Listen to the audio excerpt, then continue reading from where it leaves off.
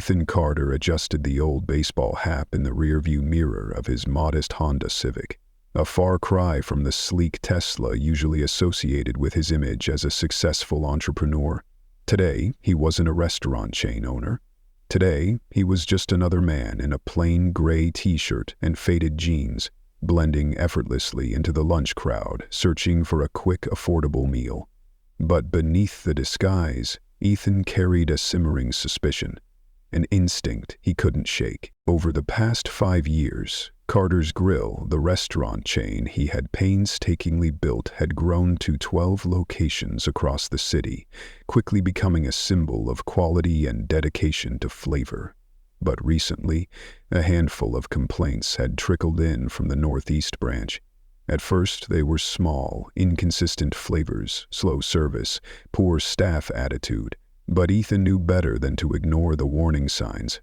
Where there's smoke, there's fire. His regional manager had brushed off the issues as growing pains and overly demanding customers, but Ethan wasn't convinced. He'd grown up in his grandmother's kitchen, where ingredients were important, but pride and craftsmanship meant everything. The Carter family hadn't survived 3 generations in the food industry by dismissing feedback.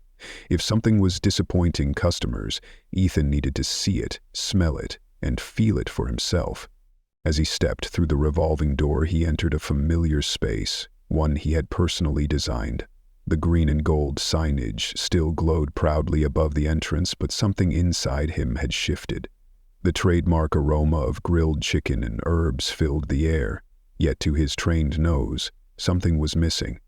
The subtle but distinct fragrance of rosemary and marjoram, ingredients his grandmother had deemed non-negotiable decades ago, was gone. He joined the line, casually observing the staff through a critical lens. New faces weren't unusual, turnover in food service was constant. But what struck Ethan was their clumsy movements and lack of confidence. Their uniforms appeared correct at a glance, but the stitching on the logo wasn't as sharp, an almost imperceptible detail that only the original designer would catch. When it was his turn, a young man named Marcus greeted him with a half-hearted smile and vacant eyes. Ethan ordered the signature chicken wrap combo, deliberately using the full menu name rather than the slang regulars used. Marcus hesitated slightly before finding the button on the register. Odd, considering it was their best-sellered item. Ethan paid in cash, noting how Marcus handed him his change without reading the amount aloud. A minor breach of protocol, perhaps, but to Ethan, who trained his staff down to the smallest details, it was a glaring red flag. "New here?" Ethan asked casually.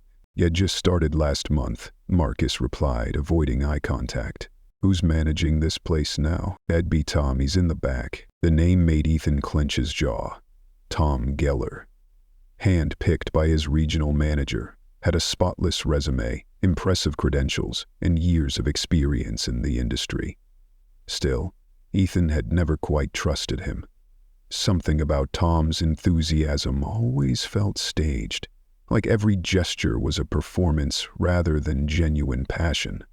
Just 4 minutes later, Ethan's order was called, far too fast.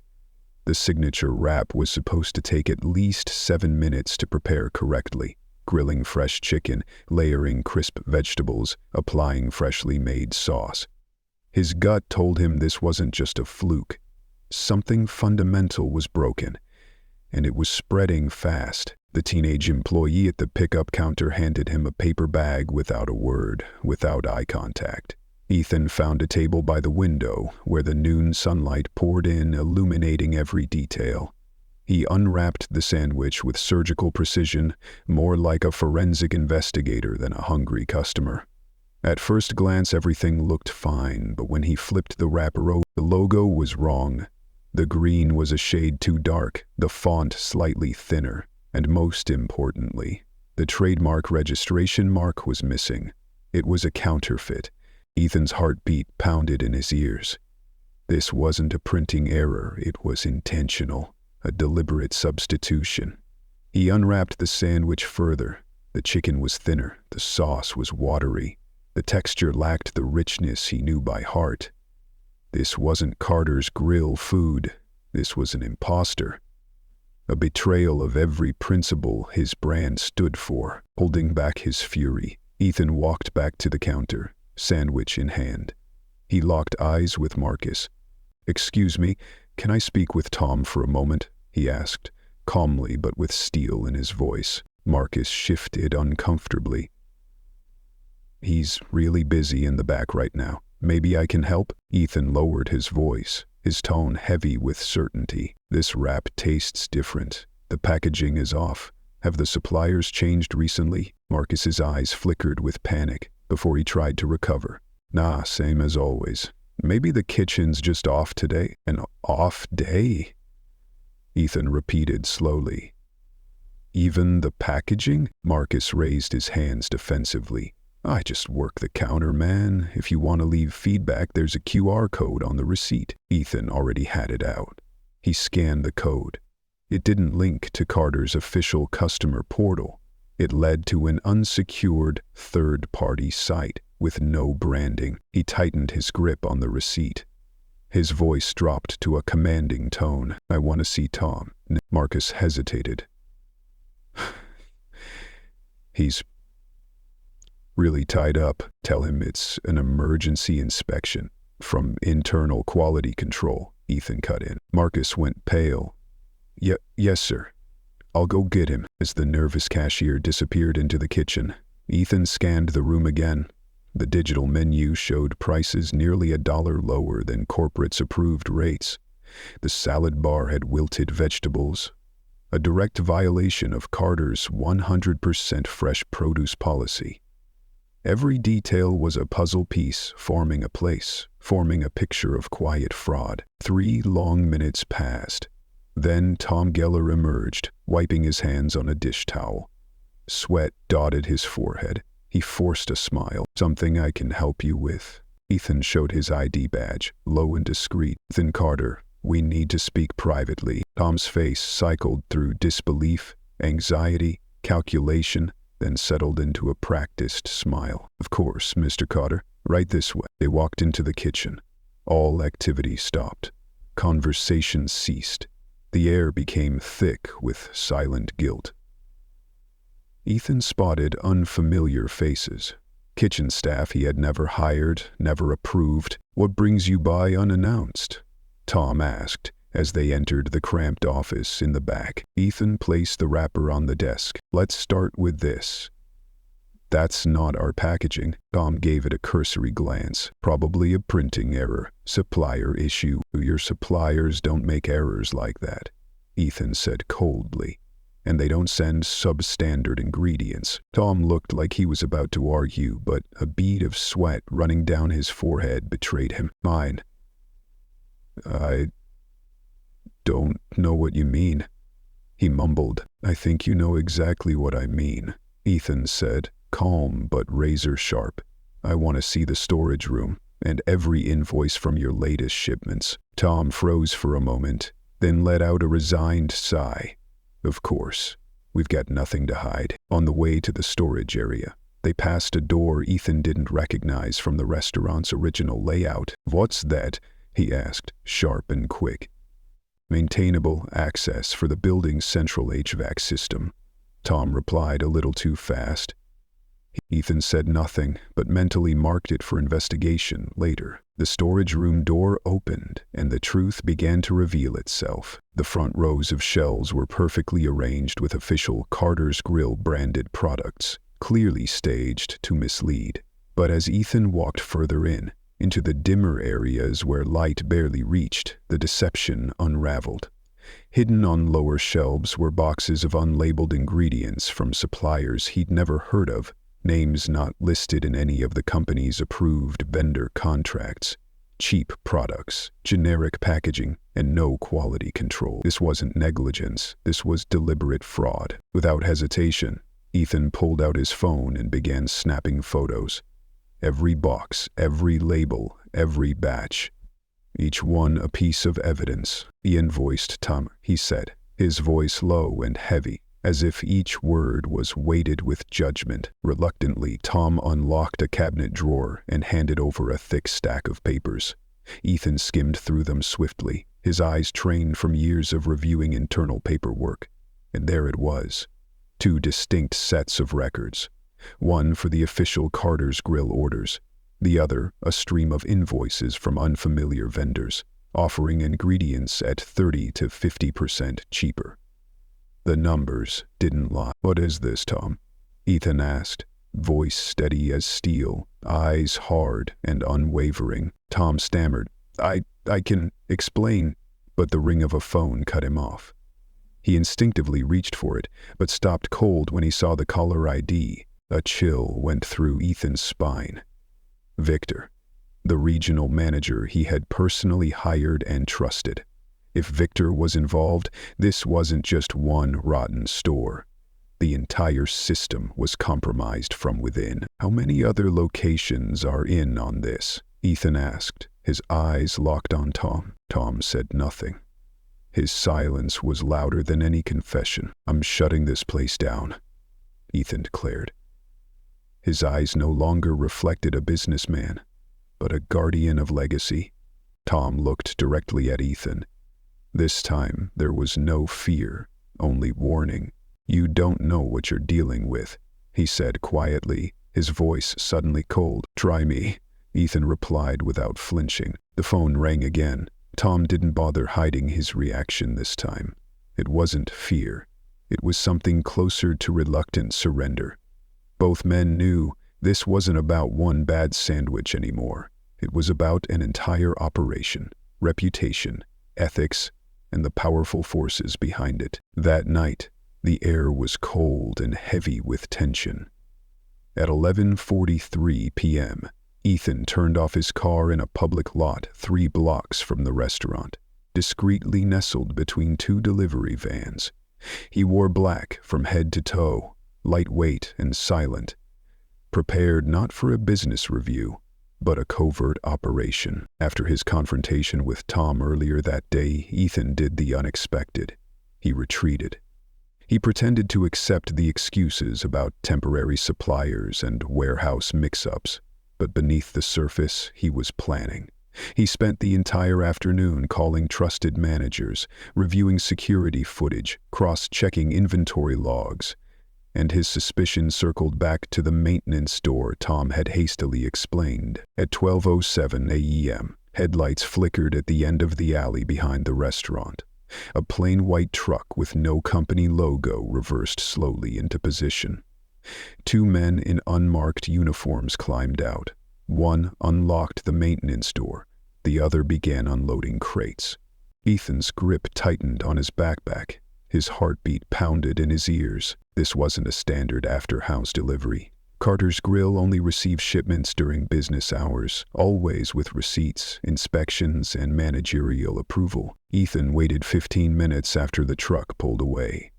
Then he approached.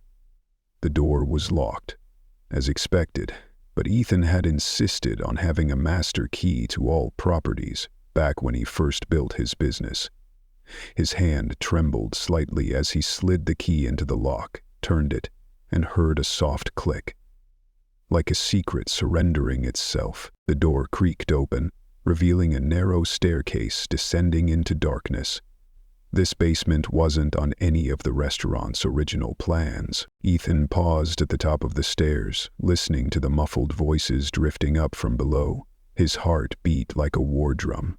This was no longer about substitution or fraud. This was a full-scale operation, built to destroy everything his family had built. He stepped silently, one stair at a time. At the bottom, a yellowish light spilled through a slightly open door. Ethan leaned in, and what he saw nearly took his breath away. A massive underground industrial kitchen. Stainless steel counters, high-efficiency ovens humming, conveyor belts moving fast. Workers in fake Carter's Grill uniforms packing food assembly line style.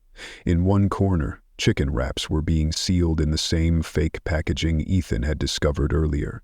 But what stopped Ethan cold wasn't the scale. It was the wall. Shelves stacked with delivery bags, each labeled with addresses across the city. This wasn't just feeding the restaurant above. This was a shadow distribution network, using Carter's Grill's name as a front. "Online orders are picking up fast," said a supervisor to one of the packers. Ethan stood frozen in the shadows. In that moment, he realized he wasn't just up against a network of internal betrayal, but against an underground syndicate, profiting off public trust, off his brand, his family's name. "Customers think they're ordering from the real Carter's Grill," someone said from the back. "And we pocket the difference. Victor wants us doubling output by next week." Ethan's blood ran cold. Victor. The name rang like a gunshot. The man he had trusted for years. His own regional manager. The puzzle pieces now fit. The complaints, the inconsistent service, the shady listings. This wasn't mismanagement. It was a calculated scheme, built right under his name. Ethan stepped back, instinctively bumping a box. A sharp noise echoed through the space, and the supervisor turned. "Someone there." Ethan didn't move. He barely breathed. Every second stretched like an eternity. Finally, the man shrugged and turned back to his checklist, chalking it up to his imagination. A timer buzzed in the kitchen, and everyone's attention turned for a moment. Ethan seized the opportunity. He slid back, reached around the doorway, and grabbed a sample wrapper from a nearby shelf. The paper felt familiar, but wrong. So close, yet undeniably fake. He quickly snapped several photos with his phone before slipping away into the night. Back in his car, Ethan held the wrapper under the dome light. To the average eye, it was nearly identical, but to him, the man who had personally reviewed every design, every color, every font, it was unforgivably fake, and he knew this wasn't just happening at one store. This was a system, a secret empire hiding in plain sight. The next day, Ethan tailed the white truck from a distance. The journey led him to a warehouse across town. But it wasn't just one truck. Several others were parked there, each bearing different logos from well-known restaurant chains. Crates were being loaded and unloaded in constant motion. It looked like a massive distribution hub. But nothing about it felt legal. Back home, Ethan spread all the evidence across his kitchen table. Photos, fake packaging, delivery logs he had recorded over the past few days. The sheer scale of the betrayal made his head spin. This wasn't about cutting corners for profit anymore. This was an underground enterprise leeching off other people's reputations. Off his phone buzzed. A text from an unknown number. "Curious cats don't get 9 lives in this business. Walk away while you still can." A chill ran down Ethan's spine. They knew he had been there. Worse, they were watching him. He stared at the screen, then clenched the phone in his hand. Fear began to shift into something stronger, an unshakable resolve. Tomorrow, he would confront Tom. This wasn't just about protecting his brand anymore. He was about to dismantle the entire operation, no matter the cost. What Ethan didn't know was that Victor had already made his move. The next morning, sunlight filtered through the blinds of company headquarters. Ethan stood by the window, hands in his pockets, staring into the distance. He hadn't slept, his mind consumed by what had to be done. Today, the truth had to come out. In the surveillance room, the screen showed Tom entering the building's lobby, visibly nervous, checking his phone over and over. The look of a man who knew he was moments away from being exposed. "Send him in," Ethan instructed over the intercom. Tom entered wearing a practiced smile, but it faded instantly when he saw what was laid out on the desk. Fake packaging, photos of the underground kitchen, delivery route maps. His knees buckled. "Sit," Ethan said coldly. Tom stood frozen for a second, then collapsed into the chair like the weight of truth had crushed his legs. I can explain," he stammered. "Explain what?" Ethan cut him off, his voice heavy. "How you and Victor built a shadow operation under my brand. How you lied to thousands of customers and trashed a reputation I spent a lifetime building." Tom slumped deeper in the chair. "I didn't have a choice.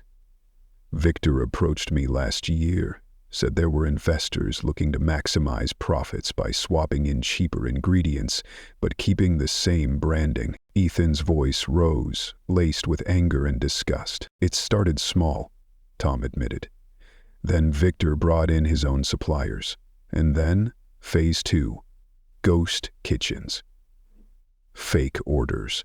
Online delivery using fake listings. Ethan clenched his fists, barely containing his fury. How many locations? Tom swallowed hard. 6 ghost kitchens. 3 other managers besides me. Victor coordinates everything. He siphons ingredients from legit locations to the ghost kitchens, then sells the food through shelf. Ethan pulled out a city map and a pen. Mark them.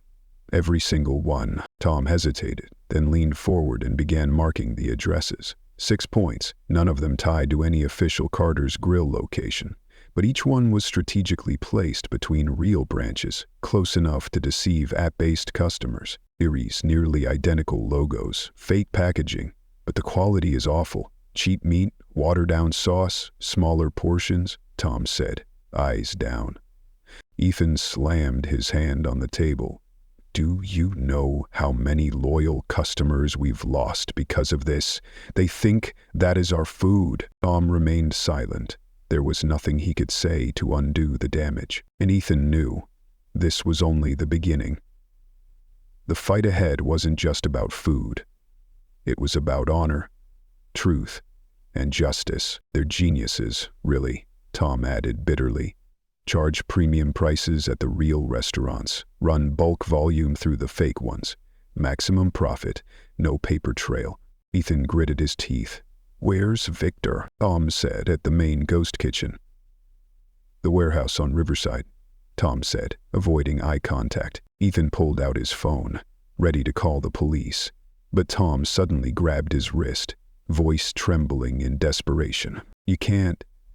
Victor's got people backing him, powerful people, silent investors, with ties to organized crime. Ethan felt the room spin. The air thickened, choking. You're saying money laundering? He asked, his voice nearly breaking. Not just laundering. He's got everything fabricated. Paperwork, forged documents, even signatures that look like yours. He calls it insurance. If it all blows up, he'll have evidence showing you authorized it all. That's insane, Ethan snapped. It doesn't have to be true, Tom replied. It just has to be believable enough to ruin you on paper.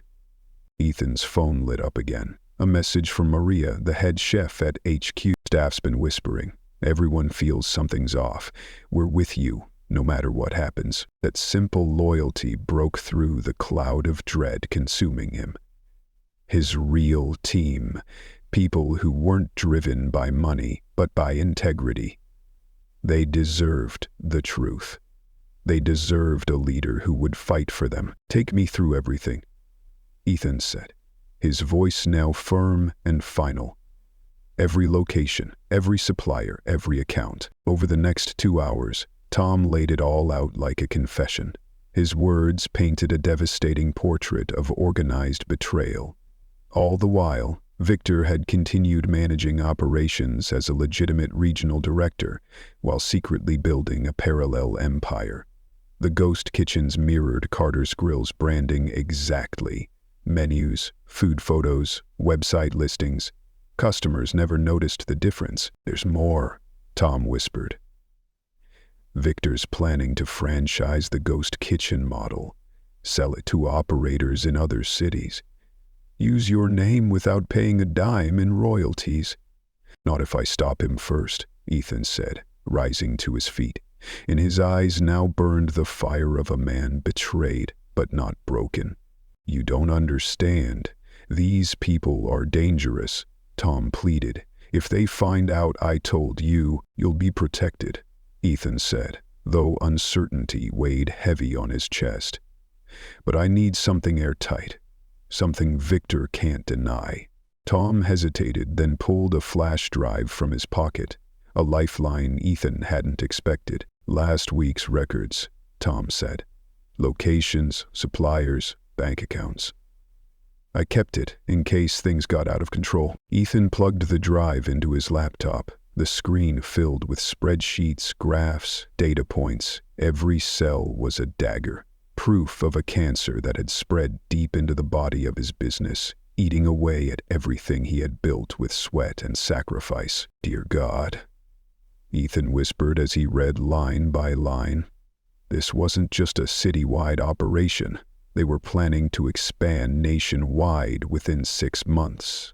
He looked up at Tom, and for the first time his eyes carried a resolve as hard as steel. It's time to take back what's mine.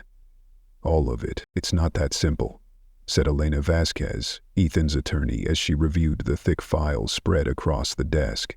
Morning sunlight streamed through the window, casting sharp lines on her worried brow. These ghost kitchens. Legally, they're not operating under your company, but they're using my brand, my recipes, my reputation, Ethan snapped. Elena nodded. Exactly. And that qualifies as trademark infringement. But take a look at this. She pushed forward a set of documents pulled from Tom's USB drive. Each location is registered under a separate LLC. The real owners are hidden behind shell companies. We'd be looking at 6 different lawsuits at the same time, Elena said, her voice dropping. And that's not even the worst part. She hesitated, then pointed to a name among the list of silent investors. Darius Quand. Ethan frowned. He didn't recognize the name. Who is that? He's tied to organized crime in at least 3 states. Mostly money laundering. Ethan collapsed into his chair, burying his face in his hands. His throat tightened.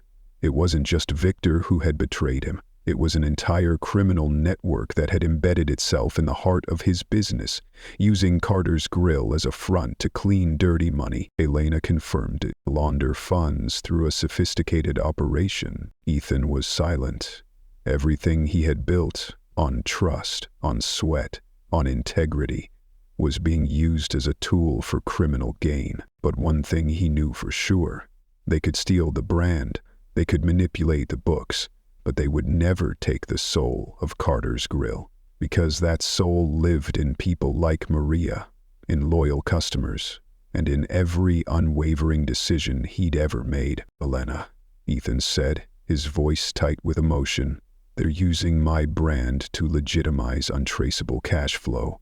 And the worst part, I've become the cover they hide behind. His phone buzzed. On the screen was the name he had long been waiting to confront. Victor. Put it on speaker, Elena signaled, already preparing to record. Ethan answered. Victor, ease in. Hey there. Heard you've been asking some questions about the Northeast location. Everything okay? That fake concern in his voice cut deep. Ethan's jaw tightened. Drop the act, Victor. I know everything. About the ghost kitchens, the counterfeit packaging, the sham deliveries. You've gone way too far. Silence. Then Victor returned with a darker, colder tone. I don't know what you're talking about. Tom told me everything. Ethan said firmly. Your entire operation. And I've got the proof. A long pause. Then Victor chuckled coldly. Tom should have learned to keep his mouth shut. Victor's voice softened, as if proposing a deal. But Ethan, you're a smart guy. There's still a way for this to work out. We're making serious money here. Why not take a 10% cut and let it ride? You destroyed something I built with sweat and honor. Ethan growled. I'm not selling out for money. How noble, Victor mocked. The principles won't protect you from tax fraud charges, especially when all the documents have your signature on them. You think I'm afraid of you? Not afraid, just smart, Victor said. I've got delivery contracts, approval forms, even emails from your own account. My tech guy got in months ago. Elena scribbled furiously. Computer crimes. Unauthorized access. That's more charges we can press. Ethan's grip tightened on the phone. You think you can blackmail me before you do something stupid? Victor warned. You should know, Mr. Kwan doesn't like interruptions to his business. He has a way of handling problems. It'd be a shame if something happened to that new house of yours. Or your girlfriend's art gallery. Sarah, right? Ethan froze. How did Victor know about Sarah? They had only been dating a few months. He had kept that part of his life completely private. You threatening me? Ethan asked, trying to stay calm. Just a friendly warning, Victor replied, smug. Step back, take your cut, and we all stay happy. The call ended. Elena turned off the recorder, her face grave. We've got him on record making direct threats. But Ethan, this is bigger than we thought. This isn't just white-collar crime anymore. This is organized crime. Another message came through. It was from Maria, the head chef. Emergency health inspector just showed up. We need you now. Ethan gathered his files and stood up. I have to go. My team needs me. Elena grabbed his arm. Ethan, be careful. These people don't play by the rules. When Ethan arrived at the flagship restaurant, he found the kitchen staff gathered in the break room, faces pale and anxious. Maria ran to him, visibly shaken. The health inspector just left. They said there was a report about sanitation issues, and they found rat droppings near the storage room. That's impossible, she stammered. I cleaned that area myself yesterday. It was spotless. Victor, Ethan growled. He's trying to shut us down using the system against us. His phone buzzed again. 3 messages from 3 different locations. All reported surprise inspections.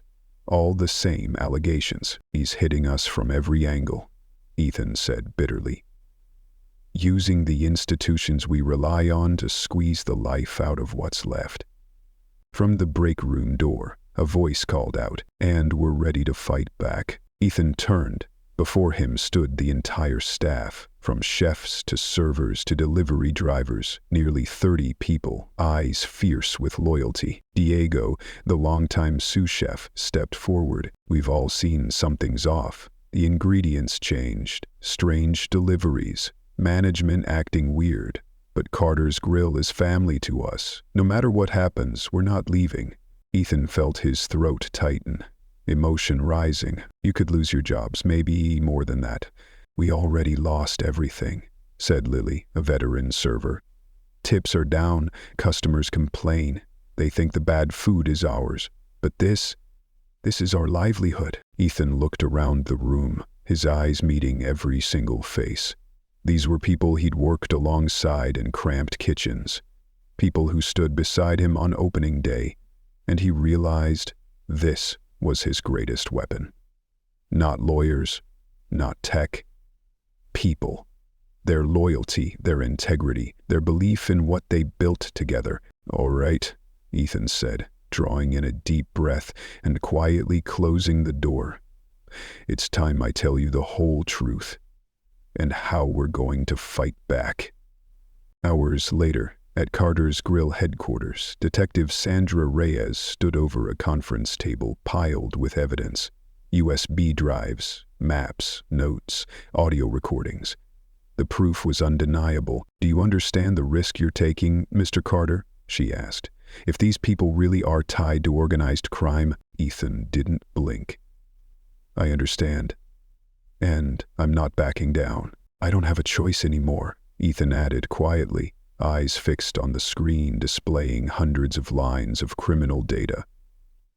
They're destroying everything I built, and now they're threatening the people I care about. Sandra, a seasoned investigator with sharp, focused eyes, studied the flash drive, counterfeit packaging, and audio recordings.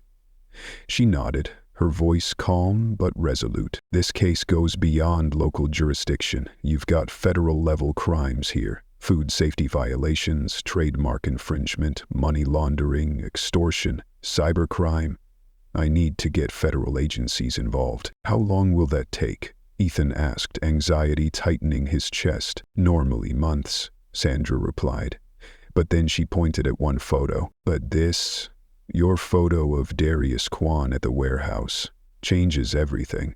He's on multiple federal watch lists in 3 states. Ethan leaned forward, urgency in his voice. We don't have months. Victor's scheduled a regional franchise expansion meeting for next week. He's bringing in potential investors from 3 states to pitch this ghost kitchen model. Sanders' eyes narrowed. If we can get inside that meeting, We could take down the whole network in one sweep. We can, said Maria, who had quietly been taking notes. 2 of our trusted staff have already been recruited by Victor. Their training starts just before the meeting.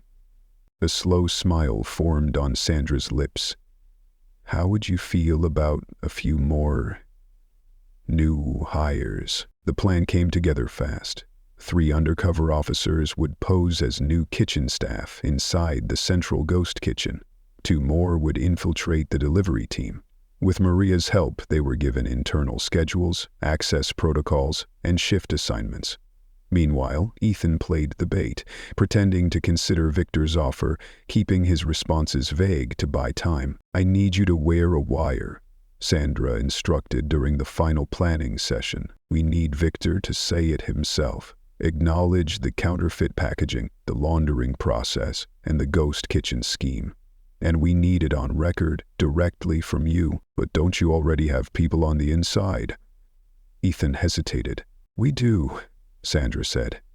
But Victor won't confess to a stranger. You're the crown jewel. The one he thinks he's about to reel in. Ethan nodded solemnly. I'll make him talk. On the day of the operation, Ethan sat in an unmarked van 3 blocks from the warehouse. A technician clipped a tiny recorder to his shirt collar. Sound check, the tech said. 1, 2, 3. Test, Ethan whispered, loud and clear. Sandra's voice came through his earpiece. Remember your job. Get Victor talking about the fake packaging, the laundering setup, and the ghost model. Do not play the hero. Understood? Understood, Ethan replied. His heart pounded like a war drum, but his face remained composed. A message buzzed on his phone. Use the loading dock. Too many eyes at the front. Victor. Ethan approached the back entrance. Inside, the atmosphere was buzzing. From an office above the production floor, Victor could be seen cheerfully chatting with a group of sharply dressed individuals.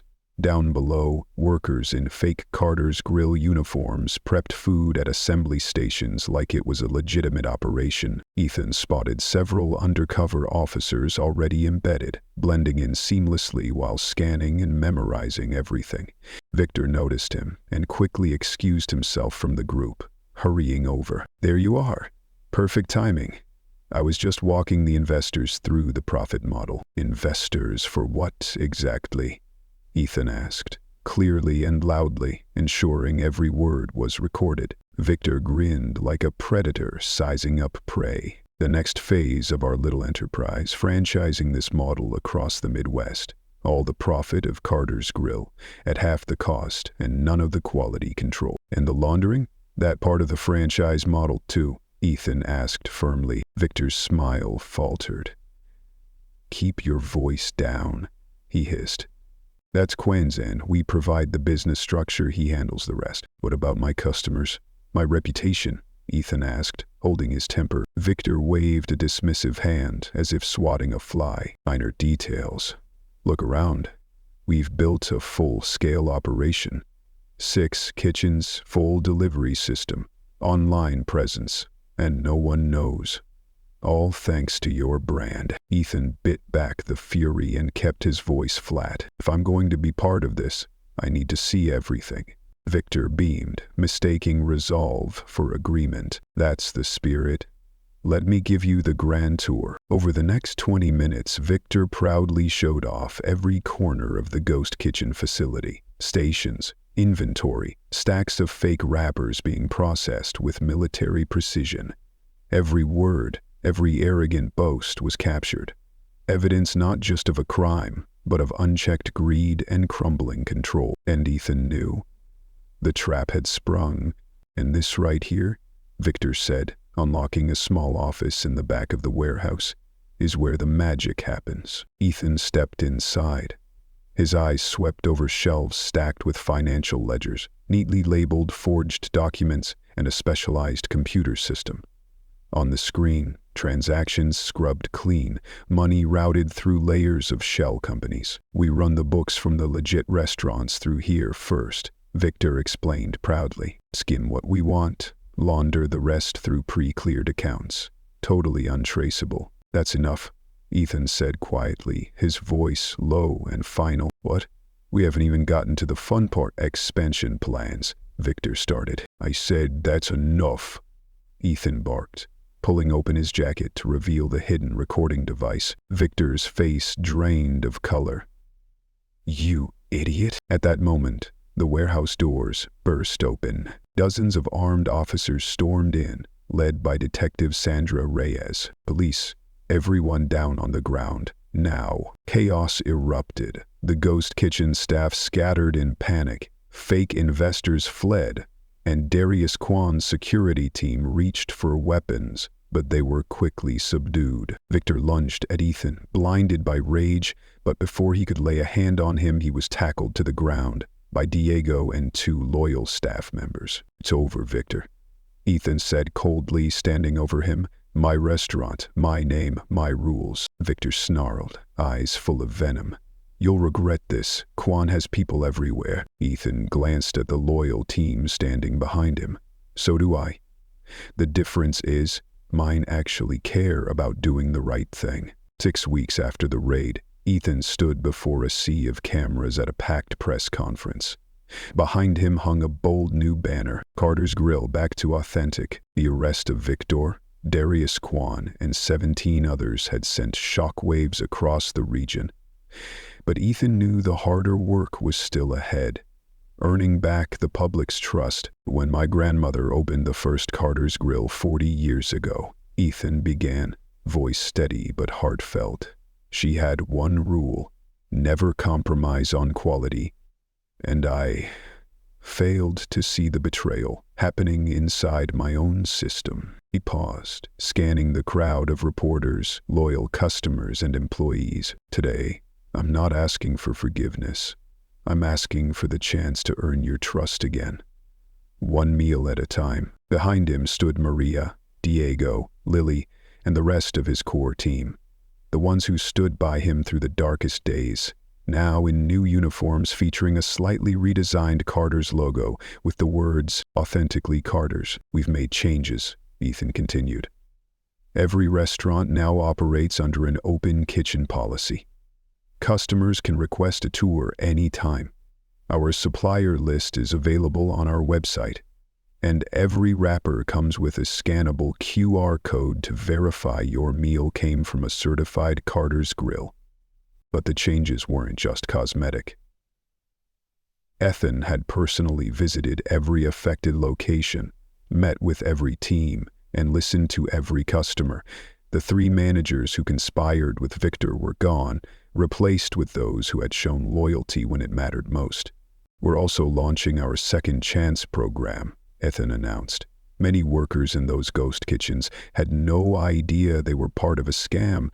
They were just trying to make a living. Today, we're offering them legitimate training and employment. After the press conference, Ethan mingled with guests at the grand reopening, shaking hands, answering questions, embracing longtime customers.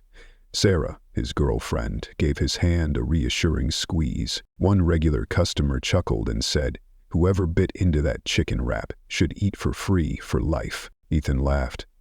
"That was me, and I've learned my lesson.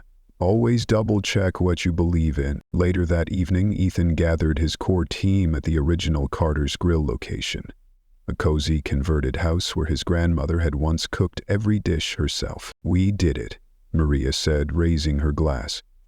"Sales are already up 20% this month. The delivery apps are cleaned up too," Diego added.